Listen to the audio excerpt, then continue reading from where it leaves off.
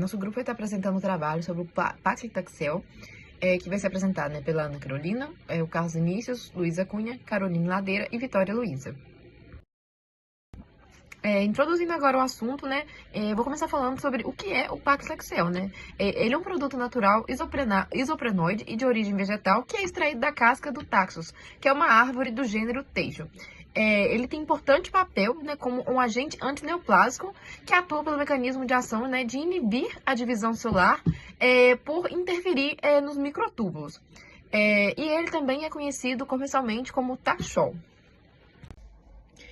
O paclitaxel ele foi aprovado pelo FDA em 1992, inicialmente, né, para câncer de ovário. Então, depois de ter sua eficácia comprovada no tratamento desse tipo de câncer, ele começou a ser estudado para tratamento de outros cânceres, né? Então, desde então, ele tem seu uso ampliado para câncer de mama, câncer de próstata, pulmão e bexiga, também para sarcomas, cânceres de cabeça e pescoço, e está sendo investigado também para o tratamento de AIDS e restenose vascular.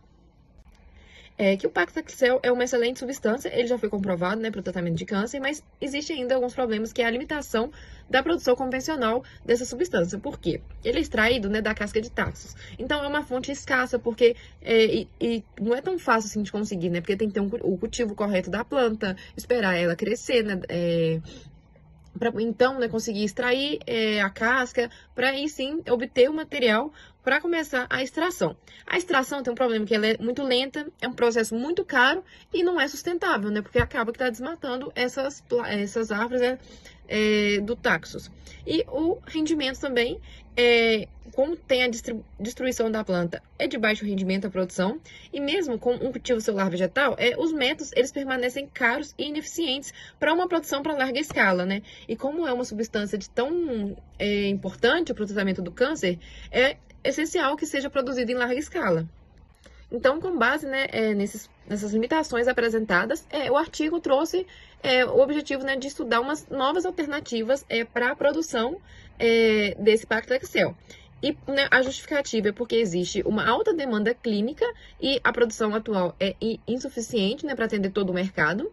E o método utilizado, que é de fermentação microbiana, oferece mais vantagens, né? Porque é um método mais barato, que dá a possibilidade de produzir em grande escala, e é um método sustentável, porque não tem, né, a extração vegetal, que é o responsável, né, por causar um grande impacto ambiental. Então, a alternativa que o artigo traz, né, é uma alternativa promissora, que utiliza, né, os fungos filamentosos, como exemplo, né, o aspergillus ou a alternaria tenuíssima. Quais as vantagens, né, dessa alternativa? Os fungos, eles possuem um crescimento rápido, então não seria um processo demorado. Tem uma facilidade, né, para cultivar esses fungos e tem a chance, né, eles permitem uma produção em larga escala, sem dificuldades. E eles têm um grande potencial para a produção de paclitaxel pelas vias biotecnológicas. Então, realmente, parece uma alternativa assim, bem promissora para iniciar a produção desse composto. O artigo traz, né, abordagens biotecnológicas que seriam utilizadas, né, para a produção, como a mutagênese, que vai melhorar a capacidade produtiva dos fungos, a imobilização, que vai aumentar a estabilidade e a produtividade, e a fixação das células, né, em um suporte sólido, que assim possibilita ter um maior controle, né, controle e eficiência. Então, por fim, o objetivo do estudo é avaliar 5 diferentes transportadores de gel para imobilizar as cepas fúngicas para a produção mais eficaz do mais importante medicamento anticâncer, que é o paclitaxel. Agora falando sobre as cepas utilizadas no estudo. A primeira dela foi o isolado fúngico da Aspergillus fumigatus, extraídos da casca da planta da Taxodium distichum, e a outra seria a cepa fúngica da Alternaria tenuissima, que foi extraída da casca da planta da Terminalia arjuna. Essas cepas, elas foram utilizadas no estudo justamente pela sua capacidade de produção natural do paclitaxel, que é um importante anticancerígeno. Elas foram identificadas principalmente por conta da sua morfologia vegetal e pelo seu sequenciamento genético, e após elas serem isoladas, elas foram registradas no GenBank. Agora, falando um pouco sobre as técnicas que foram utilizadas de mutagênese. Foram utilizadas a mutagênese física, para tentar aumentar a produção do paclitaxel por esses fungos, né? Porém, sem comprometer drasticamente a viabilidade das cepas. Então, foi utilizada uma radiação UV durante 30 minutos, a 250 nanômetros, e também radiação gama, numa dose de 0,75 kg. Então, após esses fungos eles passarem por um processo de mutagênese física, as colônias fúngicas que sobreviveram a esse procedimento, elas foram isoladas e elas foram cultivadas em meios específicos para a triagem da produção do paclitaxel. E foi observado um aumento na produção do paclitaxel em 1,2 vezes mais. E essa produção, além de aumentada, ela se mostrou estável durante aproximadamente 4 gerações fúngicas, o que qualificou que essas colônias elas foram utilizadas nas etapas seguintes do estudo. Ele compara, na verdade, diferentes técnicas que permitem otimizar a biossíntese do Paclitaxel, prolongar a vida útil dessas culturas e facilitar a recuperação do produto, permitindo assim também uma produção em larga escala. E essa técnica de imobilização, ela se consiste na imobilização ou fixação de células em um suporte sólido distinto, que permite a troca de produtos, substratos e inibidores, mas separa a biomassa catalítica da fase que contém os produtos e os substratos. Então, de uma forma bem simples, como se eu colocasse essas células presas num suporte, como se fossem trabalhadoras dentro de uma fábrica fixa, onde elas não podem sair dessa fábrica, mas elas continuam recebendo a matéria-prima, que seria, no caso, os nutrientes, e enviando o produto final, que seria, no caso, os metabólitos e o Paclitaxel.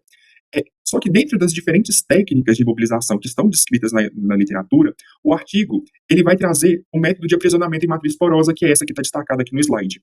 E nesse processo, as células elas são incorporadas em uma matriz sólida dotada de poros, que permite a passagem de nutrientes e metabólitos produzidos, mas impede a dispersão celular, ou seja, ela impede a saída dessas células. Antes de falar, então, dos diferentes tipos de suporte, a gente precisa também falar do processo de inoculação, que nada mais é como um ponto de partida para que o fungo cresça e depois ele possa ser imobilizado para a produção do Paclitaxel. E aí o artigo ele vai trazer dois tipos, basicamente duas maneiras diferentes para a produção desse inóculo. A gente tem a primeira, que seria pelas formas de esporo, que seria uma forma reprodutiva do fungo, e o outro seria o micélio, que já é uma forma mais adulta, uma forma mais com os crescimentos das hifas, dos filamentos mais formados, e aí esse seria uma segunda maneira.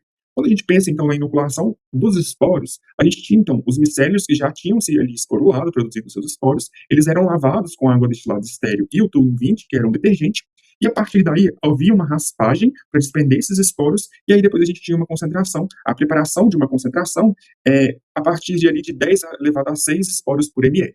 Já quando a gente pensa nos inóculos dos micélios, a gente tinha que os fungos eles eram crescidos em um meio controlado, com agitação e temperatura controlada. Depois eles eram separados, ocorria então a separação do micélio por centrifugação, e eles eram lavados com solução de salina 3 vezes, para que assim o micélio ele possa ser usado diretamente no processo de mobilização. E dentre os diferentes tipos de suporte que a gente tem, que o artigo ele apresenta, a gente tem o carboximetilcelulose sódica, o alginato, o meio agar-agar, a gelatina e a goma arábica, e agora a gente entra para falar de cada um deles. Entrando então no primeiro tipo de suporte, já de antemão o suporte mais promissor para a produção do Paclitaxel, a gente tem o alginato. O alginato ele é um polímero natural extraído de algas marrons que tem a capacidade de formar um gel quando ele entra em contato com o íons cálcio. Então, pensando nessa propriedade, foi misturado então os esporos ou as micélias previamente já inoculados, e eles foram misturados então ao alginato de sódio 3%, onde após isso houve o gotejamento de solução de cloreto de cálcio a 2%. E aí, a partir desse gotejamento, houve a formação das esferas, ou seja, de um gel instantâneo, com esferas de 3 a 5 milímetros. E essas esferas, elas ainda foram mantidas no cloreto de cálcio por um período ali de 1 hora, para que a gente pudesse ter o fortalecimento e a estruturação mais ainda dessas esferas. Após isso, então, houve a lavagem com água estéril, e aí elas foram utilizadas no processo de fermentação, tendo uma concentração ali de 50 esferas a cada 50 ml dessa solução preparada. O segundo tipo de suporte que a gente tem, então, é o carboximetilcelulose de sódio, ou o NaCMC, no qual é um polímero solúvel em água derivado da celulose, muito utilizado como espessante, estabilizante e gelificante. E uma particularidade do CMC é que quando ele entra em contato com o íons ferro, como, por exemplo, que está presente aí nesse cloreto de ferro, que foi utilizado nessa solução, ele é como se ele se ligasse os íons ferros eles se ligassem aos grupos negativos que tem presentes na molécula da carboximetilcelulose, e essa reação, e ocorre uma reação rápida, criando uma rede sólida que forma pequenas esferas gelatinosas que consistem em uma matriz porosa. Então, usando esse artefato, né, utilizando esse mecanismo que a gente chama geralmente de cross-linking, a gente tem, então, a preparação desse inóculo, né, a preparação da solução de carboximetilcelulose, a gente tem a adição do inóculo ou do micélio nas cepas fúngicas, né, a gente tem o gotejamento do cloreto de ferro, com a formação, então, dessas esferas também de 3 a 5 milímetros, essas esferas são mantidas aí nessa solução de cloreto de ferro para fortalecimento, e depois a gente tem a lavagem com água estéril, e essas, então, são utilizadas no processo de fermentação. Outro tipo de suporte que a gente tem também é o meio agar-agar, O agar ele é um polissacarídeo extraído de algas vermelhas, amplamente utilizado como meio de cultura sólido nas microbiologia, e ele forma um gel a resfriar após ser dissolvido em água quente. Então, pensando nessa propriedade, a gente pode utilizar ela para a formação de uma matriz porosa. Então, a gente tem, primeiro, a preparação desse meio de agar, né, a 3% esterilizado e fundido a 45 graus Celsius. Em segundo, a gente tem a adição do inóculo, né, a gente tem a adição do micélio ali cultivado por 48 horas. A gente tem a formação, então, das esferas ao misturar o meio agar com os esporos. Houve o gotejamento de uma solução gelada de tolueno e cloroformo, então eu consegui resfriar essa solução e aí eu formar a matriz porosa, ou seja, essas esferas. Aí, com isso, a gente tem a lavagem do tampão fosfato para essa remoção, então, desses resíduos do solvente, e em seguida, o uso na fermentação.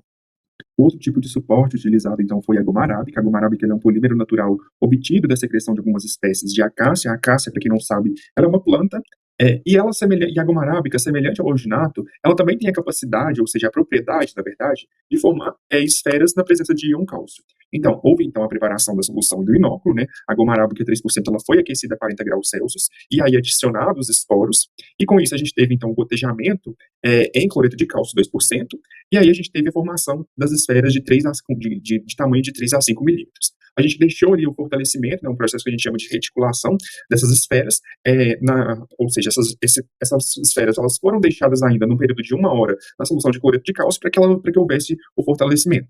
Depois, houve a lavagem com água estéril e a utilização no processo de fermentação. Então, para finalizar os tipos de suporte, o último meio que a gente tem seria o meio gelatinoso.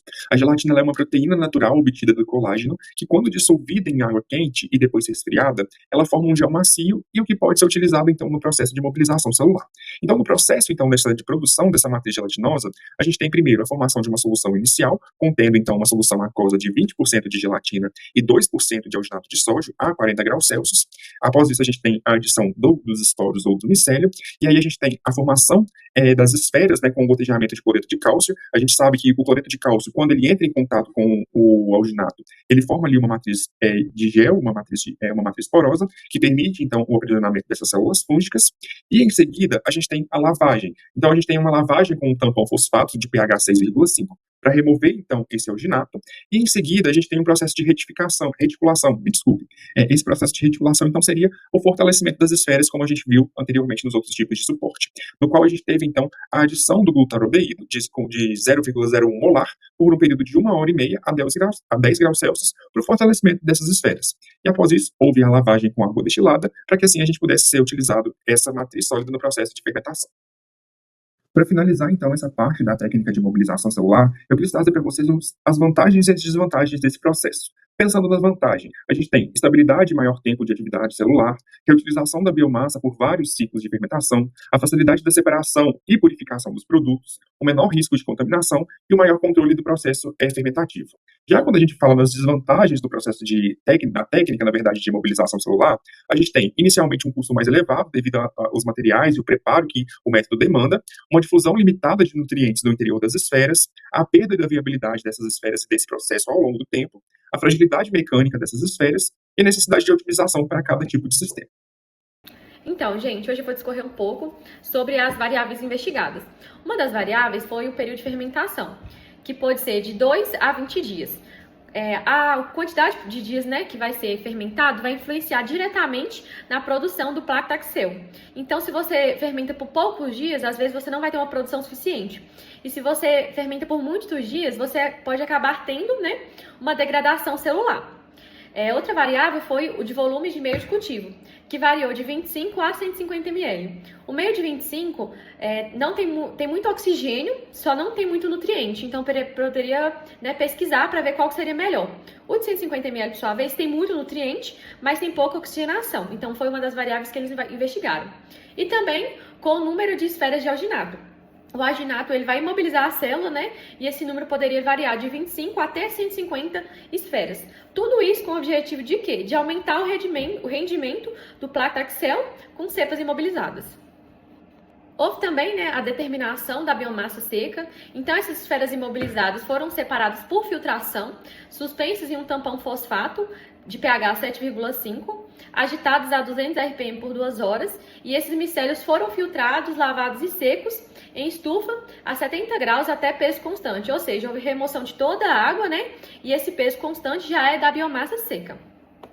Então, gente, agora falando já da própria extração, né, do Paclitaxel, ele foi extraído do filtrado da cultura e tratado com carbonato de sódio, né, a 0,025%, para evitar contaminação por ácidos graxos. Como? O carbonato de sódio vai reagir com os ácidos graxos, que são moléculas mais lipofílicas, que se parecem com o Paclitaxel. E o que isso vai fazer? Vai fazer que na hora que você for fazer a extração, essas moléculas não vá junto, né? Então você não vai ter a coextração de Paclitaxel e de ácidos graxos, porque você já retirou os ácidos graxos tratando a solução com carbonato de sódio. Então, posteriormente a esse tratamento, a gente vai ter a extração do Paclitaxel com cloreto de metileno. O solvente foi separado e filtrado com sulfato de sódio anidro. Esse sulfato de sódio vai ter a função de retirar água do meio, né? E ele vai ser evaporado sob pressão reduzida a 35 graus no evaporador rotativo. Após isso, esse resíduo que foi seco no rota, ele vai ser dissolvido em metanol absoluto e usado para análises qualitativas e quantitativas. Então, gente, para uma análise qualitativa foi feita uma cromatografia em camada delgada fina de sílica, sendo essa placa de sílica do tipo GF250 de 0,25 milímetros. Para isso acontecer, na placa de sílica foi pingado o padrão de Paclitaxel e também foi pingado a minha amostra fúngica, né? A amostra fúngica que estava sendo pesquisada no artigo. Então, o solvente de corrida usado foi o cloroformo e o metanol, na proporção de 7:1, e a revelação foi feita com reagente de vanilina ácido sulfúrico. Então, após você colocar aí no cloroformo, metanol, esperar a corrida cromatográfica acontecer, esse reagente foi usado para revelar, e na revelação eles tiveram um resultado muito positivo, que foi o seguinte: o padrão apareceu com RF de 0,67. E o Paclitaxel fúngico que foi feito na pesquisa, aquele que foi filtrado e teve todo aquele procedimento, também apareceu com um padrão de 0,67 e uma mancha azul. Então, com isso, a gente teve uma confirmação qualitativa. Para a confirmação dessa identidade, quantitativamente, né, foi usado o HPLC, que foi da leitura da Sistema S-Cron Elite. O detector V foi colocado em 228 nanômetros e o perfil de eluição, quando você comparou com o padrão, foi idêntico. Então, você realmente confirmava a presença do Paclitaxel. Como vocês podem ver nos gráficos A, B e C, esses foram os resultados. No gráfico A, a gente tinha um padrão. No gráfico B e C, a gente tinha as duas cepas fúngicas, né? E o legal foi que os picos apareceram em aproximadamente 10 minutos, confirmando que a cepa TXD 105 e TRE 995 produziram o Paclitaxel, né, no mesmo tempo de retenção do padrão, porém com uma concentração menor, porque como vocês podem ver, o pico do padrão é o primeiro, o representado na figura A, e ele tem um pico maiorzinho. Bom, agora falando um pouquinho dos resultados. Nessa primeira tabela, a gente vai verificar a estabilidade de biomassa seca em 4 gerações dos Aspergillus fulminatus TXD 105.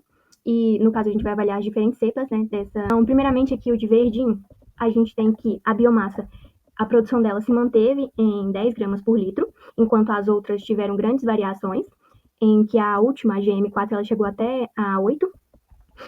Já na questão da produção do Paclitaxel, a gente vê também que teve uma concentração constante, uma produção constante, que a cepa TXD 105 GM6, ela é a mais estável, opção para ser utilizada na questão da produção da Paclitaxel. Bom, aqui na tabela 2, a gente também vai avaliar a estabilidade da produção de Paclitaxel e biomassa, só que dessa vez em 4 gerações também, só que dessa vez na cepa Alternarius Unússimo TR 995. Então, aqui também na primeira fileira a gente tem as diferentes cepas. E, primeiramente, bom, a GM3, ela também foi a melhor opção, porque ela foi a única estável que teve a produção de Paclitaxel aumentando, né, o correr das gerações. Então, se a gente avaliar as outras duas que estão em vermelho, a gente pode ver que elas tiveram um decréscimo na produção de Paclitaxel. E em questão da produção de biomassa, ela também teve uma maior produção de biomassa em relação às outras e teve menos variações também em relação às outras duas. Então, por isso que a GM3, ela foi a melhor opção para escolha na questão da produção do Paclitaxel. Bom, aqui na tabela 3, a gente vai avaliar a questão dos esporos imobilizados, que são utilizados no meio de cultivo. Então, aqui a gente tem alguns. E em cima a gente tem o grupo controle, que no caso seria sem esses transportadores. Que é aqui sinalizado de azulzinho. Bom, aqui em cima a gente tem as cepas que tiveram um maior desempenho, né? Então aqui a gente tem a GMC e aqui a gente tem a GM3. E como a gente pode avaliar, no grupo controle, a gente teve uma maior biomassa em relação aos demais. Em segundo, né, a gente teve o arginato de cálcio, que teve uma maior produção em comparação aos demais, tanto GMC. Entretanto, quando a gente vai avaliar a produção de paclitaxel, a gente vê que o arginato de cálcio ele foi superior ao grupo controle. Tanto no GM são maior que o grupo controle, mas o arginato de cálcio foi o que teve esse maior desempenho. Bom, aqui na tabela 4 a gente vai avaliar os micelos imobilizados em alguns suportes, a mesma definição, né, da tabela, igual estava na 3. Assim como na tabela 3, o grupo controle teve uma produção de biomassa maior do que, entretanto, a produção de paclitaxel aqui também superou o grupo controle. Comparando os valores, a gente percebe que quem teve maior produção de paclitaxel foi, no caso, o transportador e também o arginato de cálcio. Então, assim como com os esporos, o arginato de cálcio teve um maior desempenho e, consequentemente, uma maior produção de paclitaxel. Bom, agora aqui na figura 3, a gente vai avaliar o efeito do tempo de incubação na produção do paclitaxel e biomassa seca, em que nos 4 gráficos, no eixo Y, a gente tem os tempos de incubação, que no caso aqui são 0, né, iniciando 0 até o 20, e no eixo Y a gente tem as concentrações, em que na linha com as bolinhas pretas é relacionado paclitaxel, enquanto na linha de com bolinhas brancas são a biomassa seca. E aqui, no caso, a gente tem a A e a B, elas são relacionadas aos esporos, enquanto o C e o D são relacionados aos micelos. E o A e o C são a cepa GM6, de aspergillus, enquanto B e D são GM3. Na análise desses gráficos, a gente pode perceber que os micelos imobilizados, eles apresentam uma maior eficiência em comparação aos esporos, que aqui também, se a gente avaliar, o maior tempo de incubação foi entre 10 e 12, e que depois disso, né, aqui como a gente pode ver na linha preta, alguns casos teve um decaimento do rendimento da paclitaxel. Percebe que o melhor tempo, né, de incubação é entre 10 e 12, e no caso aqui, o GM6, ele teve um maior desempenho em comparação ao GM3. Na figura 4, a gente vai avaliar o efeito do volume do meio de cultura. E a gente vai seguir os mesmos parâmetros da figura 3. Então, e aí aqui, o eixo X, ele vai avaliar o volume do meio de cultura, que varia de 25 a 200 ml, enquanto o eixo X, nessa linha em que a gente tem as bolinhas pretas, a gente vai avaliar a concentração de paclitaxel e na linha com as bolinhas brancas, concentração de biomassa. E aí, como a gente pode perceber, o volume ideal, no caso aqui, seria o de 100 ml. Principalmente na produção de paclitaxel, se a gente observar, depois de 100 ml, a gente tem alguns gráficos, a gente tem um decaimento na produção. Em todos os gráficos, a gente tem um maior desempenho, né, na produção do paclitaxel. Então, agora, aqui na figura 5, a gente também tem 4 gráficos que seguem os mesmos parâmetros dos anteriores. Só que nesse caso aqui, a gente vai avaliar o número de esferas de arginato de cálcio. Então, no eixo X, a gente vai avaliar a quantidade de esferas de arginato de cálcio por frasco, que podem variar de 25 a 150. No eixo Y, a gente tem a concentração, no caso aqui da linha com os pontilhados pretos, de paclitaxel, com as bolinhas brancas de biomassa seca. Como a gente pode observar aqui nos 4 gráficos, na quantidade de 100 esferas, a gente tem uma maior produção nos gráficos, e em alguns outros, a gente tem uma redução da produção, principalmente do paclitaxel. Depois de 100, a gente tem um decaimento na produção de paclitaxel. Um pouquinho da mutagenicidade por meio da irradiação UV-gama, ela induz alterações genéticas aleatórias nas cepas fúngicas, o que ocorre já que a irradiação UV, ela induz a dimerização das piritinas no DNA, enquanto a radiação gama, ela pode promover a quebra da dupla fita do DNA ou até mesmo a fita simples. Além disso, a gente também tem a imobilização celular, que ela cria condições favoráveis para a produção. Além disso, essa imobilização, ela tem um preparo bem simples. Então, com isso, a gente pode ver que se a gente combinar a mutagenicidade por meio da irradiação UV e gama junto à imobilização, a gente tem um aumento na produção da paclitaxel e também a gente vai ter uma redução de custos. Para finalizar, eu gostaria de salientar, né, que a combinação da mutagênese por radiação junto à imobilização celular, ela aumentou significativamente a produção de paclitaxel por cepas fúngicas. E também, para finalizar, eu gostaria de dizer que essa é uma técnica que ela tem grande potencial de se tornar uma técnica muito utilizada e muito promissora, porque ela tem baixo custo, é sustentável e ainda pode ser utilizada em larga escala.